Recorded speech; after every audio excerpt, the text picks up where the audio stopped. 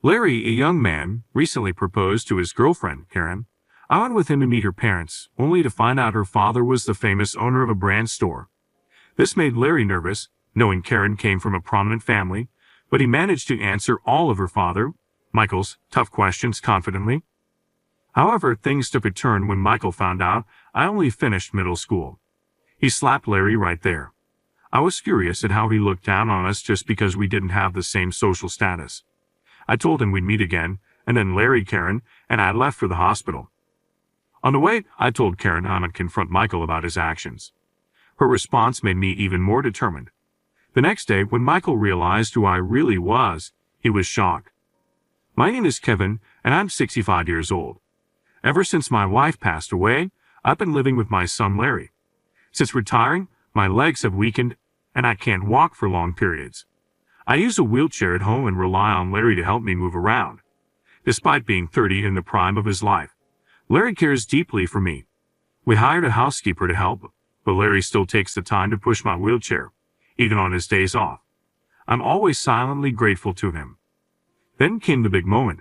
One night, after coming home from work, Larry shared the news that he had proposed to Karen. The news was so overwhelming, it almost made me drop my tea. Larry just told me he proposed to his girlfriend, Karen. I asked him what she said, and with a big smile, he made a circle with his hands and said, "She said, okay, she'll marry me." I could see the happiness on his face, and it was so strong that I almost cried with joy as I congratulated him. But soon, Larry looked sad. "What's wrong?" "You got a yes, but you seem upset." I asked. "It's great that she said yes, but now I need her parents' approval, and I'm really nervous about it," Larry replied. I remember feeling the same way when I met my late wife's parents. Her father was very strict, and it took many trees before he agreed to our marriage. Now, Larry was facing a similar challenge. To encourage him, I patted him on the shoulder and said, "I was really nervous when I asked for permission to marry, but if you're honest about your feelings, they will see your sincerity. I'm not just being a proud dad when I say that Larry is a wonderful young man. He's hardworking, helps around the house, and is well-liked because he's such a kind person. It's a bit scary, but I'll give it my best shot," Larry decided. "That's the spirit. But straight to your successful proposal," I said. That night, we celebrated with our best sake. Karen chose a traditional restaurant for the marriage meeting, one that was wheelchair accessible, showing how thoughtful she is. Larry has excellent taste in women. Karen is truly a wonderful match. Feeling inspired, I decided to give Larry a gift to boost his courage for the upcoming proposal. While he was at work, I went with my helper to a high-end department store to find something appropriate for him. While Larry was at work, I saw a set of bowls being sold as a couple's item. But I reminded myself that Larry hadn't yet received approval from Karen's parents. So trying not to get ahead of myself, I went to a men's boutique instead. At the store, I mumbled to myself while trying to decide what to buy. Being in a wheelchair, I couldn't reach the shelves, so I asked a nearby salesperson for help. "Excuse me, could you help me see something on the top shelf?" However, the salesperson ignored me, probably because he saw my wheelchair. Thinking he hadn't heard me, I tried again. This time, the salesperson sneered and said, "We don't have anything suitable for someone like you here." I was shocked by his rudeness. Just as I was about to complain, a well-dressed man came from the back of the store, and the other staff bowed to him, showing he was someone important. He looked to be in his late 60s, stocky and stout. I approached him, hoping he would address the salesperson's behavior. "Excuse me, I was treated horribly by your staff," I began. Just then, the earlier salesperson called out, "Mr. Michael, the president," and hurried over. This man was not just the store manager, he was Michael, the president of a major menswear brand known throughout Japan. When I explained what happened, Michael asked, "Well, sir, was there an issue with the staff?" I told him again that the staff member had disrespected me when I asked for help. I expected Michael to apologize and correct the situation, but to my dismay, he just snorted and laughed. "Ha ha, sir, this is a high-end men's store. If you're dissatisfied, perhaps try somewhere else." I was shocked and openly showed my anger. "Can you see our clientele are all affluent? We have nothing suitable for someone as plainly dressed as you." Michael smirked, laughing with the staff. Appalled by the treatment, I left the store in anger.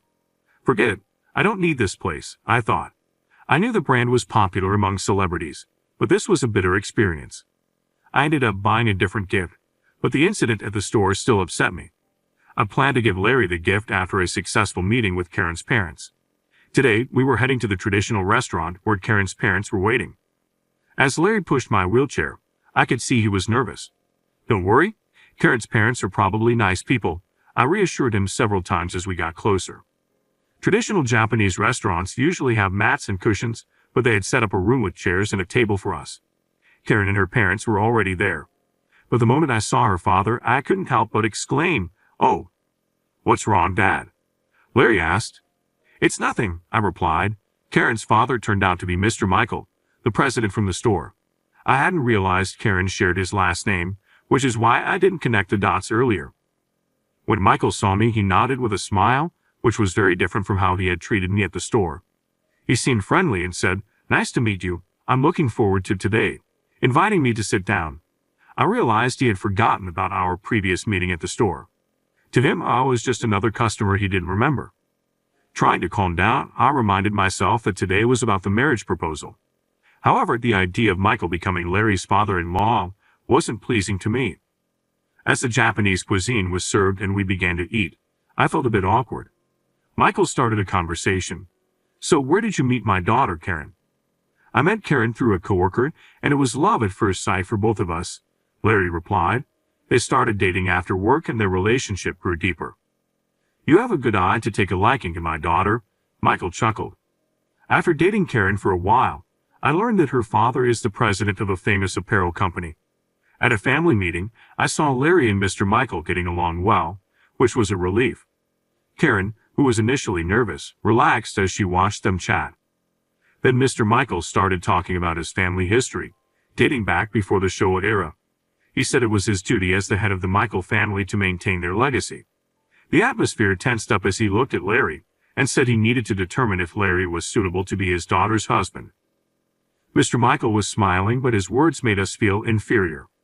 I had noticed at the store that Mr. Michael was an arrogant man who seemed to think all the accomplishments of his ancestors were his own doing. As the conversation continued, Karen whispered to her father, asking him to be careful with his words. Suddenly, Mr. Michael slapped her across the face. Larry and I were too stunned to move. Mr. Michael declared that he would decide who Karen marries and warned her not to speak out. Karen looked sad with a bruised cheek. It was shocking. "Mr. Michael, sir, that was too much," Larry said, standing up for her. Mr. Michael glared at him and scoffed. "Oh, a young man dares to speak against me." Larry, looking straight at Mr. Michael, declared his intention to marry Karen, showing his determination no matter the opposition. Inspired by his courage, I also stood up to Mr. Michael, praising Larry's diligence at work and the high regard his superiors have for him. I said Larry, still in his 30s, has a promising future. "Desperate to join our ranks, are you?" Mr. Michael scoffed, dismissing us with a snide remark, but I kept my cool. I told Mr. Michael that all I wanted was for my son and Karen to be happy, and asked him to bless their marriage. Then I bowed my head deeply. Larry did the same. However, Mr. Michael clicked his tongue blably and said, "Didn't you hear? I decide if you are suitable to be my son-in-law." "Dad, don't raise your voice, it's disturbing the other guests," Karen interjected. "Be quiet. Your marriage is my decision," Mr. Michael snapped back. Despite Karen's effort to calm him, Mr. Michael glared at us and criticized, "Why are only two of you here? It's only polite for both parents to come to a marriage meeting." It seemed Larry had already explained our family situation to Karen, but Mr. Michael had either forgotten or ignored it. "My wife passed away when Larry was in high school. Since then, it's been just the two of us," I explained. "We face the grief of losing family members and are here now. My role, having outlived my wife, is to ensure Larry's happiness. With our father-son household, such broken people shouldn't dare approach our family," Mr. Michael sneered. Larry and I were shocked by his insult. Karen and her mother looked at him in disbelief. "Please take back what you just said. I might overlook it if it was just about me, but I can't ignore an insult towards my father and late mother," Larry said, visibly angry and his face turning red. "An insult? I'm merely stating facts," Mr. Michael scoffed, taunting him further. Then, ignoring our feelings, he bombarded us with questions. "If the current project I'm negotiating succeeds, there might be a chance for a promotion to manager," Larry replied, hopeful. "And you think that's enough to marry into our family?" Mr. Michael laughed mockingly at every answer Larry gave, as if to belittle him. The atmosphere was as tense as a stressful interview, weighing heavily on us all.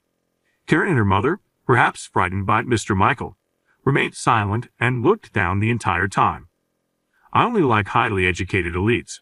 Surely, Larry, you graduated from a decent university, right? Mr. Michael continued, sizing up Larry. I was getting angry at how he was judging us, but I knew any reaction could jeopardize Larry's chance of marrying Karen. Larry, who studied economics at a national university and had studied abroad, responded confidently to Mr. Michael's harsh questions. Karen seemed relieved by his composure, and I felt proud of my son. However, perhaps not liking Larry's confident attitude, Mr. Michael frowned and turned to me with a question. "And where did you go to university?" he asked. I had a bad feeling, but couldn't lie. Due to financial reasons, I only graduated from middle school and never went to college, I replied. At my answer, Mr. Michael's eyebrow twitched, and he fell silent. During the tense silence, Larry spoke up. Educational backgrounds still matter between Karen and me. We're serious about wanting to marry, he said. But as he continued, Mr. Michael suddenly stroked Larry's face. Larry was sent flying through the sliding doors onto the outside corridor. A passing server screamed in shock. I moved my wheelchair to see Larry with his nose swollen and red. Karen rushed over and pressed a handkerchief to his nose. At this point, I had lost all patience with Mr. Michael. "What are you doing to my son?" I'd yelled at him. Mr. Michael looked down on us with disdain. A single father with only a middle school education. I wouldn't want my daughter marrying into that. "Get out," he said. It was clear he had struck Larry because of his disdain for our family background and educational level. Filled with the urge to retaliate but prioritizing Larry's care, I knew we needed to get into a hospital due to a possible fracture. I gave Mr. Michael a stern look and asked a server to call a taxi. While waiting, I asked Mr. Michael two last questions. "Do you recognize my face by any chance, Mr. Michael?" "What?" "I wouldn't know someone as poor-looking as you." Michael glanced at me and scoffed dismissively. "Is that so?" "That's too bad," I said, containing my frustration at his sneer. I didn't say anything as the taxi arrived, and with the server's help, we got in. Karen tearfully offered to come with us, so the three of us went to the hospital. On the way, Karen spoke softly. "My father has always been like this, always saying we are a noble family." It seems Mr. Michael became arrogant because he grew up in a privileged environment. Having too much wealth can corrupt people, but Karen is kind-hearted, not like you would expect from someone raised in such a way. She was still concerned for Larry, thinking about how happy they could be if they got married. But the big problem was her father. I told Karen, "We might have to face your father and it could affect you, your mother, at home." She looked at me, wide-eyed. Then with determination, she said, "No matter what, I want to marry Larry. I will tell my mother myself." Knowing her feelings, I took out my phone and made a call. "Hello, it's me. Sorry for the rush, but gather everyone for an emergency." Soon after, we arrived at the hospital. Luckily, Larry didn't have any fractures and just needed some treatment. We got a medical report from the doctor, now ready to deal with Mr. Michael, if necessary. The next day, I went to a rented conference room downtown. Larry was with his assistant due to work. When I entered, many people were already there, including some older gentlemen and a woman in her 50s wearing glasses. Mr. Michael was also there. Seeing me, he looked shocked. "Why are you here?" he exclaimed loudly. As soon as he raised his voice, the others in the room glared at him. Noticing the odd atmosphere, Mr. Michael looked around nervously. "What's going on with everyone?" he asked. "It's obvious, Mr. Michael," you shouted, for he remarked. "What's more important, why is a middle school grad in this sacred place?" Initially shocked, Mr. Michael now looked at me with disdain. "I gathered everyone here urgently," I responded. "You are not an outsider," Mr. Michael shouted in anger, but that just fueled his emotions further. I smiled a bit mischievously.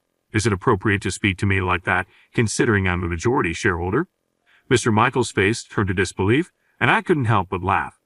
My goodness, not knowing your own company's shareholders? What a noble family, I taunted. It's true. I own more than half of the company's shares and attend shareholder meetings. Though being in a wheelchair might make me less noticeable, I had called the shareholders yesterday to organize an emergency shareholder meeting. "Thank you for coming on such short notice," I said, bowing to the shareholders who returned the gesture with smiles. Then, looking back at Mr. Michael, who stared at me wide-eyed. He flinched under my gaze. "Thank you for yesterday. I wanted to express my gratitude by holding this emergency shareholder meeting here." Emergency shareholder meeting. Mr. Michael trembled nervously. As the principal shareholder, I've worked as an investor. Even from my wheelchair, I analyze market trends and mentor juniors on investment strategies. The profits from my investments have exceeded hundreds of millions of dollars, allowing me to provide financial aid to numerous companies. As a shareholder, I can influence the company's management policies and participate in the appointment and dismissal of executives. "I would like to discuss a proposal for the dismissal of President Michael," I said. "What? Fire me?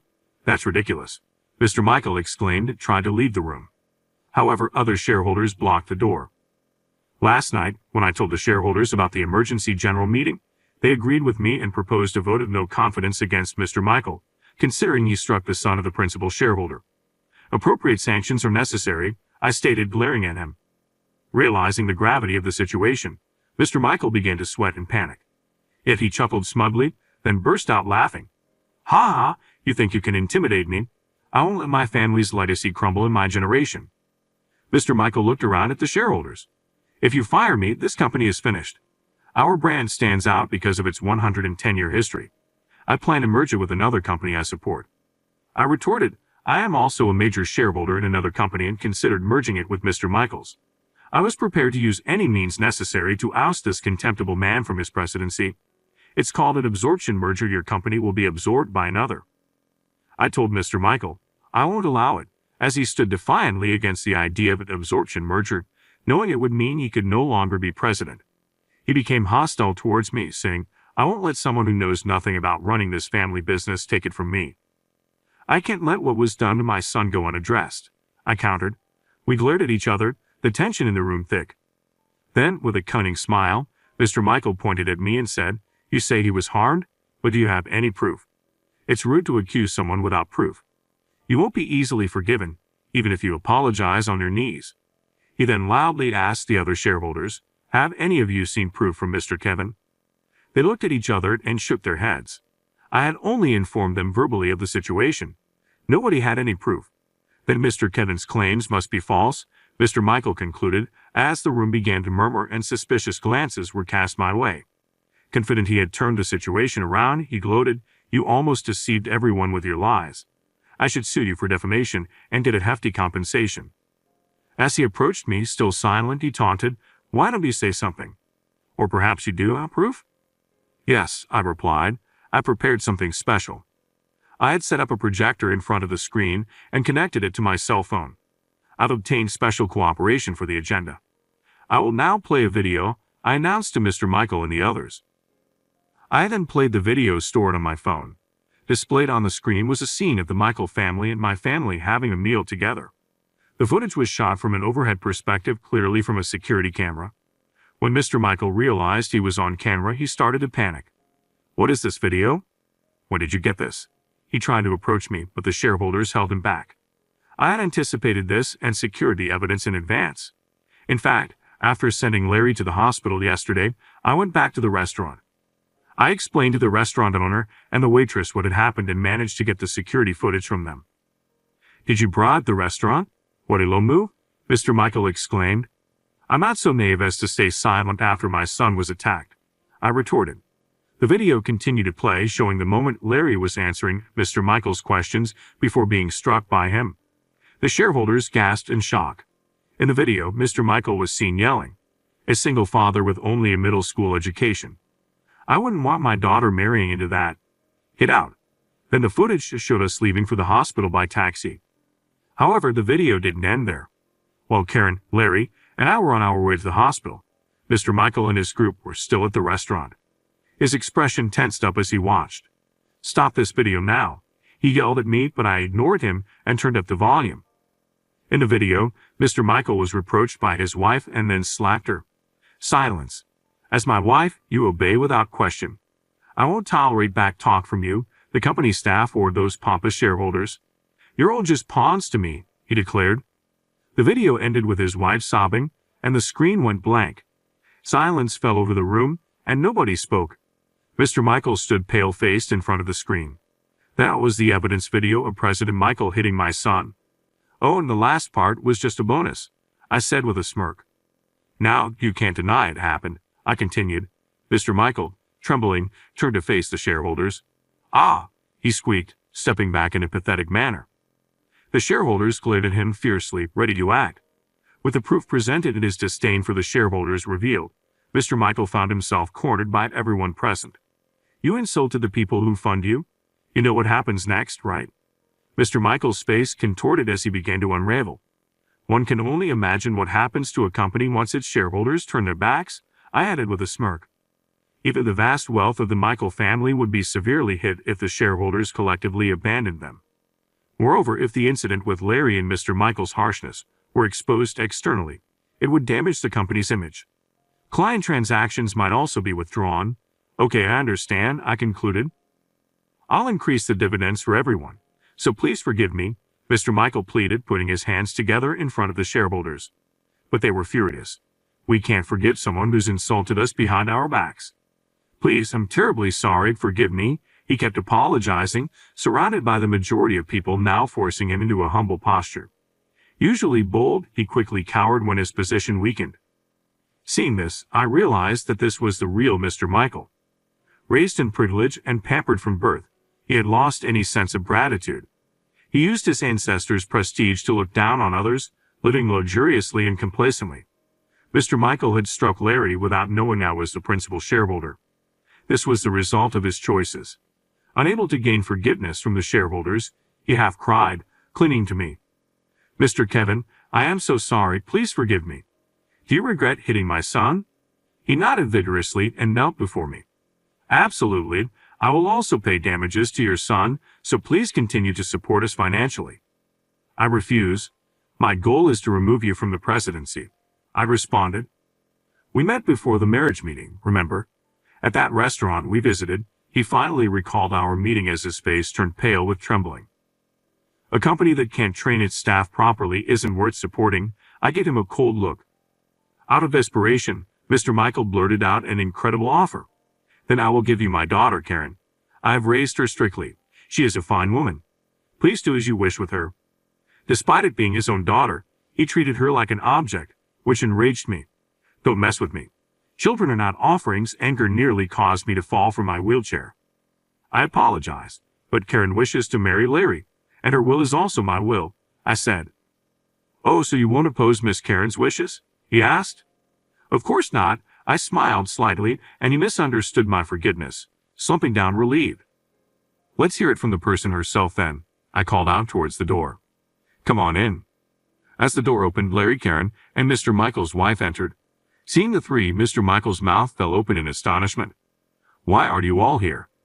We came together, they replied. I had asked the three of them to wait by the door until I gave them a signal. I called them in to confront Mr. Michael about their intentions directly. Seeing Larry with scars on his nose and me, Mr. Michael quickly bowed his head to Larry. Larry, I deeply apologize for raising my hand against you. I am very sorry. Larry didn't respond and turned to face Karen. My desire to marry Karen remains unchanged, but first, please hear what she has to say. Karen looked straight at her father and said, I have lived obeying your orders, grateful for how you raised me, but now I choose to be with Larry. Karen and her mother stood side by side, glaring at Mr. Michael. My mother and I are leaving the house and will cut ties with you, Karen declared. In the taxi, I had learned about her decision to separate from Mr. Michael. That's why I brought them here to tell them directly. Why? How? You're my wife, aren't you? He said, grabbing his wife's shoulder and shaking her. However, she presented him with signed divorce papers. I will not let a cruel husband dictate my daughter's life. Larry and Karen, they declared to Mr. Michael, we will get married after cutting ties with you, and my mother and I are leaving home. Thank you for everything up to now. She bowed her head, signifying their estrangement. Rejected by his family, Mr. Michael became desperate. No, don't abandon me. I've been awful, raising my hand and speaking harshly. I regret it. Don't leave me. But they looked down on him, expressionless. Seizing the moment of his isolation, I'd addressed the shareholders. Let's get back to the main issue. Those in favor of dismissing President Michael, please applaud. A few scattered claps gradually grew louder. When everyone except Mr. Michael clapped, his fate was sealed. This marks the end of your glorious life. Curse your own foolishness, someone said. Mr. Michael collapsed to the floor, weeping loudly. With that, the emergency shareholder meeting concluded. The company was then absorbed through a merger, and Mr. Michael was stripped of his executive position. Now shunned by former business associates who were aware of his brutal behavior, he found himself completely alone. Furthermore, a skilled lawyer hired by his wife exposed years of domestic harassment, resulting in a multi-million-dollar settlement. The once prestigious Michael family fell apart with his generation. Mr. Michael tried to start new businesses using the remains of his fortune, but he soon faced financial difficulties and went bankrupt multiple times, increasing his debts until nothing was left. His mansion was taken to repay debts, and all his valuable possessions were confiscated. Without work, family, or home, Mr. Michael wandered until he became homeless. One can only imagine what his ancestors, who had built such wealth, would think of him now, possibly standing by his bedside at night, whispering words of resentment. After the merger, Karen and her mother lived modestly, their spirits lifted, free from Mr. Michael's oppressive presence. Larry happily married Karen. They built a new home and invited me to live with them. Initially, I refused, not wanting to intrude on the newlyweds, but they insisted, and I was spared from loneliness. And one thing I almost forgot, I finally gave Larry the wedding gift I had been carefully saving for him.